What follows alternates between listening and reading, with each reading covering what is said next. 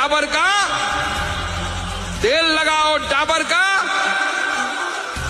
বাংলার মাটিতে বাবরি মসজিদ দেখতে হবে, আর আমরা চুপ করে বসে থাকবো হবে না। আমরাও স্লোগান দেব, তেল লাগাও ডাবার কা, নাম মিটা দো। পশ্চিমবঙ্গকে অনেকজন অশান্তি করার চেষ্টা করছে এবং ডক্টর সুকান্ত মজুমদার ডক্টর, তিনি ডক্টরেট করেছেন, পিএইচডি হোল্ডার, তিনি এইভাবে তেনার মুখের মন্তব্য, মুখের ভাষা করবেন এটা ভাবা যায়নি। একজন শিক্ষিত মানুষ তিনি এইভাবে ভাষা কি করতে পারেন? এই যে এরকম মানে ভাষাটা আপনারা দেখতে পেলেন, আমরা ভাবতে পারি তিনি একজন শিক্ষিত, বর্তমান সেন্ট্রালে তিনি একজন মিনিস্টার, আমাদের দক্ষিণ দিনাজপুরের তিনি এইভাবে একজন বাঙালি হয়ে এইভাবে মন্তব্য মানে অশান্তি সৃষ্টি করার চেষ্টা করছে পশ্চিমবঙ্গে। আমরা পশ্চিমবঙ্গে এইসব মন্তব্যকে কানও দিই না। আপনি যত মন্তব্য করেন অসুবিধা নাই আমাদের, কারণ এই পশ্চিমবঙ্গকে আপনাদের মতন নেতা অশান্তি করার চেষ্টা করছে, কিন্তু আমরা অশান্তি করতে দেব না, কারণ আমরা পশ্চিমবঙ্গে হিন্দু মুসলমান সবাই মিলেমিশে থাকতে চাই।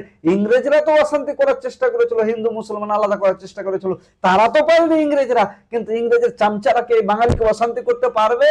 হিন্দু মুসলমান ভাগাভাগি করতে পারবে? পারবে না। এই বাঙালিকে অশান্তি সৃষ্টি করতে, বাঙালিরা সব বুদ্ধিজীবী, বাঙালিরা সব জ্ঞানী, আপনিও বাঙালি, কিন্তু আপনি কিভাবে এই মন্তব্য করলেন?